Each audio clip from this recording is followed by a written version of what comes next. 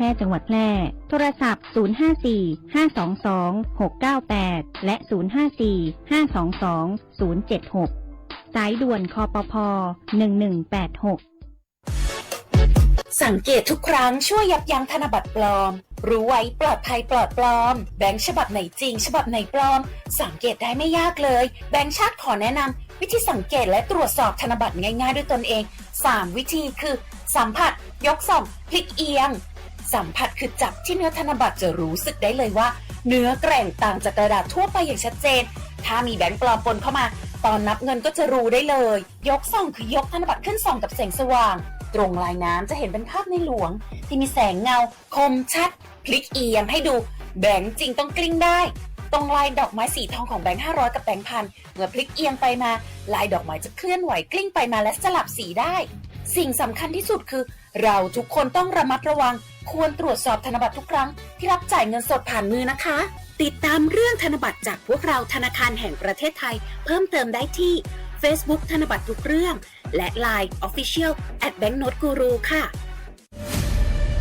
นี่คุณลูกสาวฉันเพิ่งเรียนจบอยากทำงานที่นี่คุณช่วยหน่อยสิต้องมาสอบตามระเบียบก่อนนะครับหากลูกสาวคุณสอบผ่านได้งานแน่ๆเลยอย่าว่างั้นงี้เลยนะฉันมีสินน้ำใจมาให้ด้วยคุณรับไว้สิหยุดพฤติกรรมทุจริตส่งผลเสียต่อตนเองสังคมและประเทศชาติคนไทยไม่ทนต่อการทุจริตด้วยความปรารถนาดีจากสำนักประชาสัมพันธ์เขต 3 กรมประชาสัมพันธ์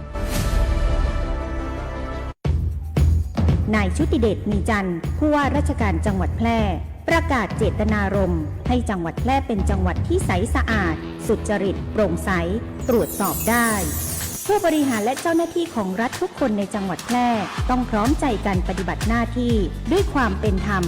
ดำรงตนเป็นแบบอย่างที่ดีไม่รับของขวัญของกำนันและไม่เรียกรับผลประโยชน์ทุกชนิดจากการปฏิบัติหน้าที่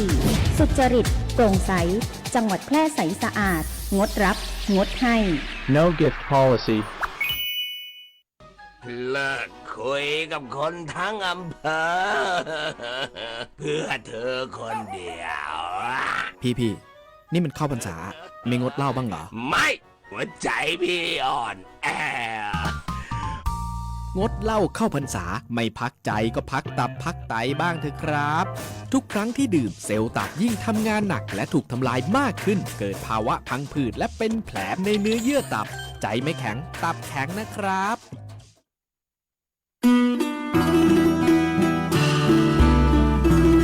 มอห้อมไม้ซักถิ่นหักพระล้อจ่อแฮสีเมือง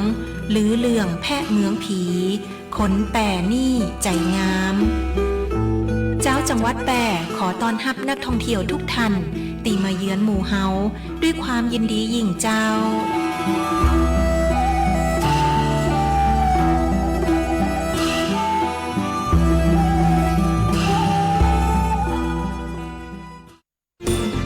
วิทยุแห่งประเทศไทยจังหวัดแพร่ 91 เมกะเฮิรตซ์ ให้ความรู้คู่ความสุข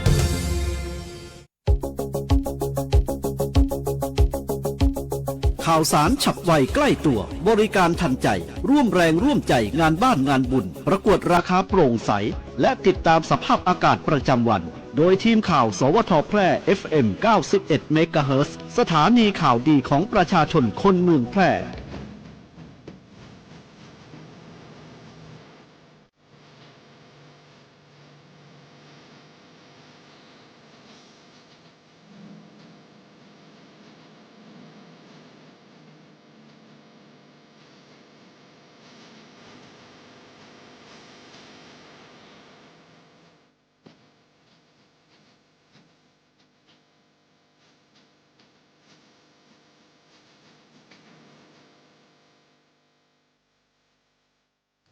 สวัสดีค่ะต่อไปเป็นข่าวท้องถิ่นประจำวันเสาร์ที่10สิงหาคมพุทธศักราช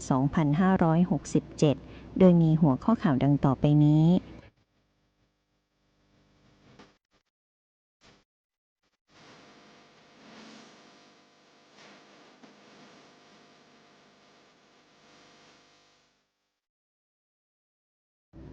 มหาวิทยาลัยแม่โจ้แพร่เฉลิมพระเกียรติจัดโครงการรณรงค์และส่งเสริมการปลูกหญ้าแฝกเฉลิมพระเกียรติพระบาทสมเด็จพระเจ้าอยู่หัว ปศุสัตว์จังหวัดแพร่เตรียมจัดงานมหกรรมโคดำเมืองแพร่แบล็กโกไซครั้งที่ 3 ส่งเสริมการผลิตการตลาดโคเนื้อคุณภาพดีจังหวัดแพร่เกษตรจังหวัดแพร่เตือนเกษตรกรเฝ้าระวังฝนตกชุกมากขึ้นในช่วงครึ่งหลังของเดือนกรกฎาคมถึงสิ้นเดือนกันยายน 2567 วันส่งผลกระทบต่อพืชผลทางการเกษตรครม.เห็นชอบกำหนดสิ่งอำนวยความสะดวกในทุกมิติของการเดินทางเพื่อความปลอดภัยของคนพิการต่อไปเป็นรายละเอียดของข่าวค่ะ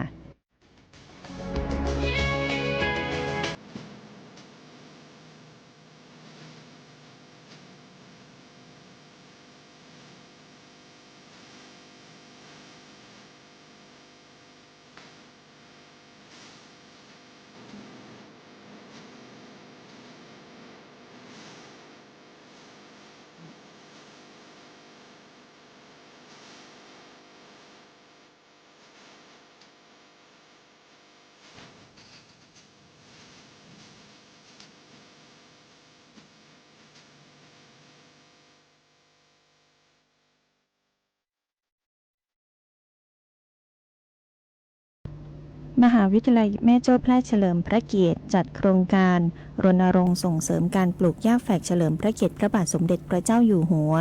วันนี้เวลา 7:30 น.ที่บริเวณฝายชะลอน้ำฟาร์มสาขาวิชาเทคโนโลยีอุตสาหกรรมป่าไม้มหาวิทยาลัยแม่โจ้แพร่เฉลิมพระเกียรติอำเภอร้องกวางจังหวัดแพร่นายคุณากร คชหิรันรองผู้ว่าราชการจังหวัดแพร่เป็นประธานเปิดโครงการรณรงค์และส่งเสริมการปลูกหญ้าแฝกเฉลิมพระเกียรติพระบาทสมเด็จพระเจ้าอยู่หัวเนื่องในโอกาสพระราชพิธีมหามงคลเฉลิมพระชนพรรษา6 รอบ 28 กรกฎาคม 2567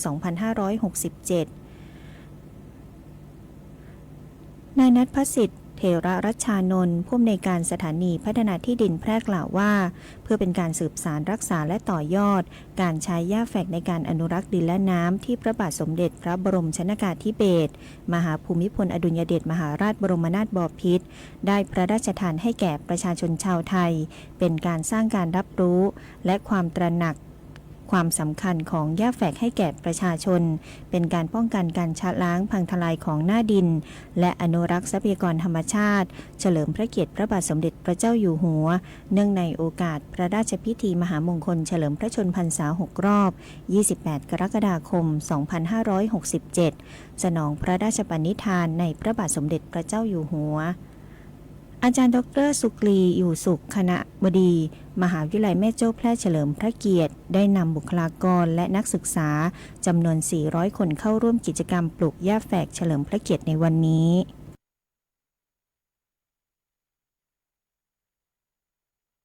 ปศุสัตว์จังหวัดแพร่เตรียมจัดงานมหกรรมโคดำเมืองแพร่ครั้งที่ 3นายสัตวแพทย์ดร.สมพร พรวิเศษสิริกุลปศุสัตว์จังหวัดแพร่เปิดเผยว่าสำนักงานปศุสัตว์จังหวัดแพร่กำหนดจัดงานมหกรรมโคดำเมืองแพร่แบล็กโกไซครั้งที่ 3 จัดขึ้นระหว่างวันที่ 19 ถึง 21 สิงหาคม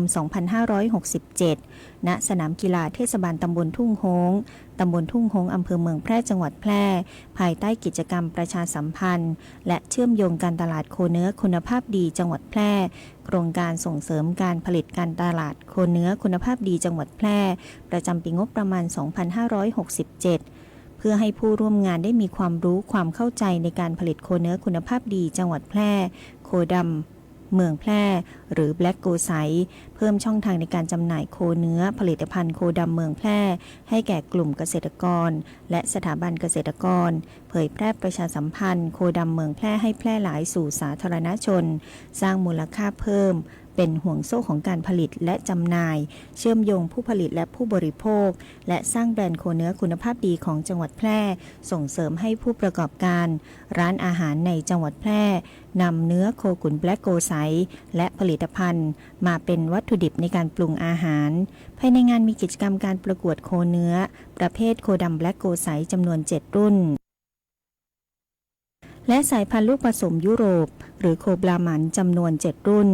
การจัดกิจกรรมความรู้ในการเลี้ยงการแสดงพันธุ์สัตว์การประกวดเมนูอาหารพื้นเมืองจังหวัดแพร่การแข่งขันการสาธิตทำอาหารจากเนื้อโคดำเมืองแพร่การประกวดหนูน้อยโคบานการประกวดข่าวเกลอการแสดงและจำหน่ายสินค้าการเกษตรของจังหวัดแพร่กว่า 30 ร้านค้า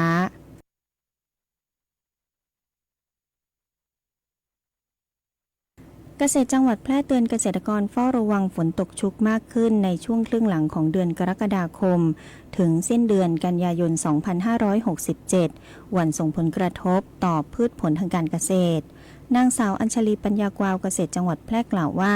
ตามการคาดหมายปริมาณฝนในช่วงฤดูฝนของปี 2567 โดยในช่วงครึ่งหลังของเดือนกรกฎาคมไปจนถึงสิ้นเดือนกันยายน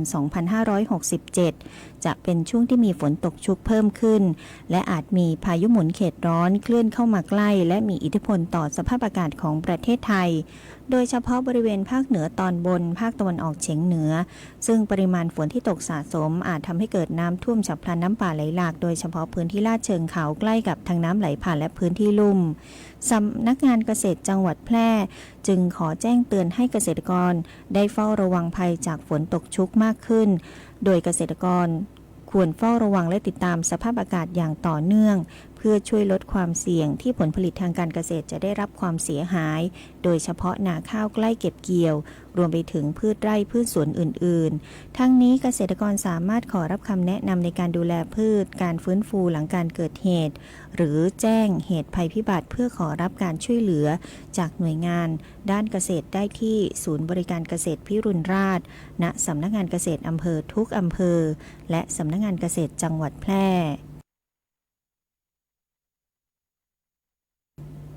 ครม.เห็นชอบกำหนดสิ่งอำนวยความสะดวกในทุกมิติของการเดินทางเพื่อความปลอดภัยของคนพิการที่ประชุมคณะรัฐมนตรีเมื่อวันที่ 6 สิงหาคม 2567 ที่ผ่านมาอนุมัติแก้ไขร่างกฎกระทรวงกำหนดลักษณะหรือการจัดให้มีอุปกรณ์สิ่งอำนวยความสะดวกหรือบริการในอาคารสถานที่ยานพาหนะและบริการขนส่งทั้งทางน้ำทางบกและทางรางเพื่อให้คนพิการสามารถเข้าถึงและใช้ประโยชน์ได้มีสาระสำคัญคือกำหนดให้ยานพาหนะประเภทรถโดยสารเครื่องบินเรือโดยสารต้องจัดให้มีอุปกรณ์สิ่งอำนวยความสะดวกหรือบริการเช่นประตูรถอุปกรณ์นำพาคนพิการอุปกรณ์ยกรถเข็นคนพิการขึ้นลงจากรถจากที่นั่งห้องส้วมและห้องนอนสำหรับคนพิการการเพิ่มสัญญาณเสียงสัญญาณไฟในการแจ้งชื่อสถานีสำหรับเรือโดยสารที่มีห้องนอนต้องมีห้องนอนสำหรับคนพิการและเจ้าหน้าที่ประจำเรือซึ่งผ่านการอบรมมีคุณสมบัติตรงกับความต้องการของคนพิการแต่ละประเภทอย่างน้อย1 คนเพื่อให้บริการในการขึ้นลงเรือส่วนสถานีขนส่งผู้โดยสารสถานีรถไฟสถานีรถไฟฟ้าท่าเทียบเรือและท่าอากาศยานบริเวณประตูต้องมีพื้นผิวต่างระดับต่างสัมผัสสำหรับคนพิการทางการเห็นที่นั่งสำหรับคนพิการและพื้นที่สำหรับจอดรถเข็นสำหรับคนพิการแผนผังที่ตั้งสิ่งอำนวยความสะดวกในสถานีบันไดและราวจับจากอดีตถึงปัจจุบันในยามที่คนไทยทุกข์ร้อนรำเค็ญไม่ว่าจะอยู่หนไหนเหนือใต้ออกตกสถาบันพระมหากษัตริย์ของไทยตลอดจนพระบรมวงศานุวงศ์ทุกพระองค์ไม่เคยทอดทิ้งพระสกนิกรทรงให้ความช่วยเหลือและบรรเทาความเดือดร้อนทุกครั้งไปสร้างขวัญและกำลังใจแก่พระสกนิกรตลอดมาขอทุกพระองค์ทรงพระเจริญสำนักประชาสัมพันธ์เขต 3 กรมประชาสัมพันธ์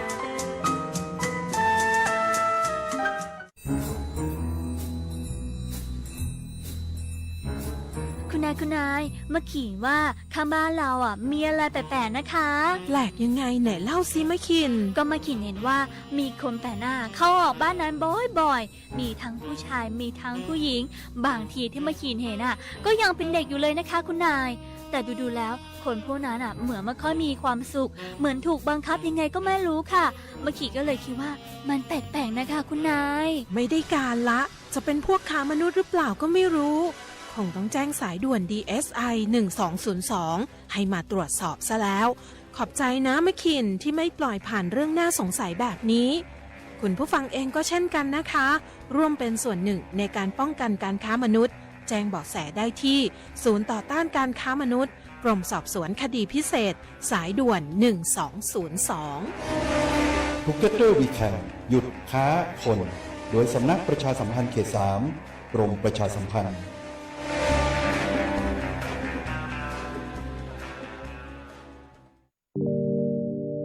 การล่อลวงบังคับขู่เข็นกักขังผู้หญิงหรือเด็กเพื่อการค้าประเวณีใช้แรงงานเยี่ยงทาสหรือเป็นขอทานล้วนแต่เข้าข่ายความผิดฐานค้ามนุษย์พบเห็นเบาะแสการกระทำผิดค้ามนุษย์แจ้งสายด่วนศูนย์ดำรงธรรม1567ตลอด24ชั่วโมงด้วยความปรารถนาดีจากกระทรวงมหาดไทยและมูลนิธิ World Childhood Foundation ในสมเด็จพระราชินีซิลเวียแห่งสวีเดนภัยแล้งภัยหนาวภัยธรรมชาติโรคระบาดไฟป่าหมอกควันฝุ่นพิษ PM 2.5 อุบัติเหตุทางถนนหรือแม้แต่ภัยไซเบอร์ภัยก่อการร้ายสาธารณภัยเหล่านี้ล้วนก่อให้เกิดความเสียหายอันตรายต่อชีวิตและทรัพย์สินของสาธารณชนเราทุกคนต้องตื่นตัวตระหนักรู้เข้าใจความเสี่ยงติดตามข้อมูลข่าวสารประเมินสถานการณ์และเตรียมความพร้อมเพื่อป้องกันและลดผลกระทบลดความสูญเสียจากสาธารณภัยที่อาจจะเกิดขึ้นได้ทุกเมื่อให้ทุกชีวิตอยู่ได้อย่างปลอดภัยรู้รับปรับตัวฟื้นเร็วทั่วอย่างยั่งยืนปรารถนาดีจากสำนักประชาสัมพันธ์เขต 3 กรมประชาสัมพันธ์กฎหมายง่ายจังแค่ฟังก็เข้าใจโดยสำนักงานกิจการยุติธรรมตอนต่อเติมห้องเช่าทำได้ไหม นี่ฉันว่าจะต่อเติมห้องที่เพิ่งเช่าซะหน่อยนึงอ่ะมันเก่าละพอดีฉันเห็นใน Facebook เขาทำต่อเติมกันสวยดีนะเลยกะว่าจะทำมั่งอ่ะแกว่าฉันควรจะเริ่มจากตรงไหนก่อนดีอ่ะโอ้จะทำใหม่ขนาดนี้บอกเจ้าของที่ให้เช่าหรือยังเนี่ยยังเลยจ้านี่ฉันต้องบอกเจ้าของเขาด้วยเหรอใช่แล้วค่ะกฎหมายกรรมสิทธิ์ว่าไว้การที่ผู้เช่าห้องจะต่อเติมหรือบ้านต้องขออนุญาตผู้ให้เช่าก่อนนะคะหากเกิดความเสียหายผู้ให้เช่าสามารถเรียกค่าเสียหายได้และหากไม่ขออนุญาตก่อนมีโทษจำคุกไม่เกิน3 เดือนหรือปรับไม่เกิน 60,000 บาทหรือทั้งจำทั้งปรับและจะถูกปรับเงินรายวันไม่เกินวันละ 10,000 บาทด้วยนะคะฉะนั้นทำอะไรต้องแจ้งเจ้าของห้องเจ้าของอาคารก่อนนะคะโอเคฉันเข้าใจแล้วล่ะโถฉันก็คิดว่าทำได้เลยถ้างั้นเดี๋ยวฉันไปบอกเจ้าของเขาก่อนดีกว่าเนาะหากสงสัยเรื่องกฎหมายหรือได้รับความไม่เป็นธรรมติดต่อสำนักงานยุติธรรมจังหวัดทั่วประเทศหรือโทรสายด่วนยุติธรรม1111กด77นะจะบอกให้อย่าลืมนะครับ1441ร่วมกันป้องกันอาชญากรรมทางเทคโนโลยีบนโลกออนไลน์นะครับเช็คให้ชัวร์นะครับว่าลิงก์ที่ส่งมานั้นอันตรายหรือไม่หรือจำง่ายๆนะครับของฟรีไม่มีในโลกลิงก์ส่วนใหญ่ที่ส่งมานะครับมักจะมีสิทธิประโยชน์มากมายหลอกล่อให้เราตายใจและกดคลิกลิงก์นะครับผมต้องการความช่วยเหลือกด1441ที่สำคัญเลยนะครับอย่าคลิกลิงก์แปลกๆนะครับผมไม่คลิกไม่โลภไม่โดนหลอก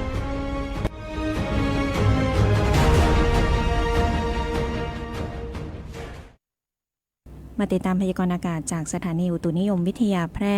ประจำวันเสาร์ที่ 10 สิงหาคม พุทธศักราช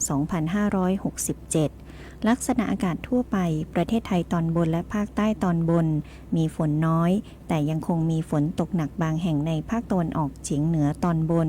และภาคใต้ตอนล่างโดยมีอากาศร้อนในตอนกลางวันทางนี้เนื่องจากมรสุมตะวันตกเฉียงใต้ที่พัดปกคลุมทะเลอันดามันประเทศไทยและอ่าวไทยมีกำลังอ่อนลงในขณะที่มีหย่อมความกดอากาศต่ำบริเวณประเทศเวียดนามตอนบนประกอบกับมีแนวพัดสอบของลมฝ่ายตะวันออกและลมตะวันตกเฉียงใต้พัดปกคลุมภาคใต้ตอนล่างขอให้ประชาชนในบริเวณดังกล่าวระวังอันตรายจากฝนที่ตกหนักฝนที่ตกสะสมอาจทำให้เกิดน้ำท่วมฉับพลันน้ำป่าไหลหลากโดยเฉพาะพื้นที่ลาดเชิงเขาใกล้กับทางน้ำไหลผ่านและพื้นที่ลุ่มรวมทั้งดูแลรักษาสุขภาพเนื่องจากอากาศที่ร้อนขึ้นด้วยสำหรับคลื่นลมบริเวณทะเลอันดามันตอนบนตั้งแต่จังหวัดระนองขึ้นมามีกำลังปานกลางโดยมีคลื่นสูง 1-2 เมตรบริเวณที่มีฝนฟ้าคะนองคลื่นสูงมากกว่า2 เมตรขอให้ชาวเรือหลีกเลี่ยงการเดินเรือในบริเวณที่มีฝนฟ้าคะนอง พยากรณ์อากาศบริเวณภาคเหนือฝนฟ้าคะนองร้อยละ30ของพื้นที่ส่วนมากบริเวณจังหวัดแม่ฮ่องสอนเชียงใหม่น่านตากกำแพงเพชรและเพชรบูรณ์อุณหภูมิต่ำสุด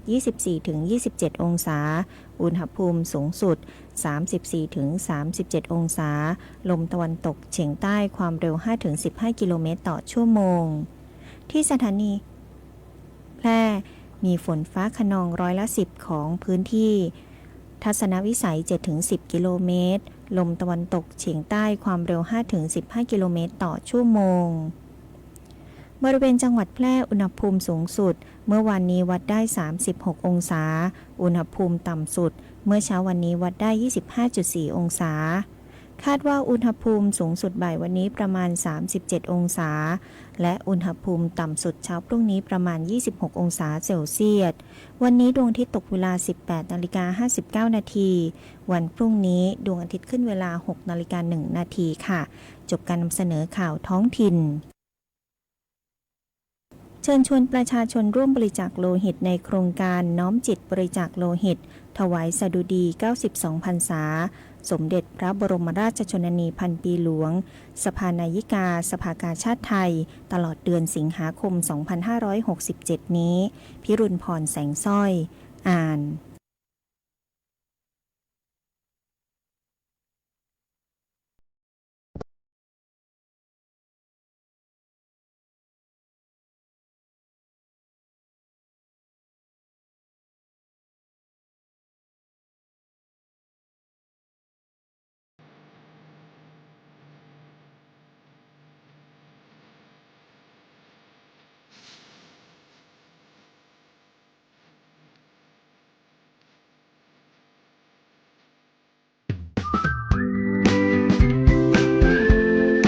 ไปทำงานเมืองนอกมีชีวิตดีเงินดี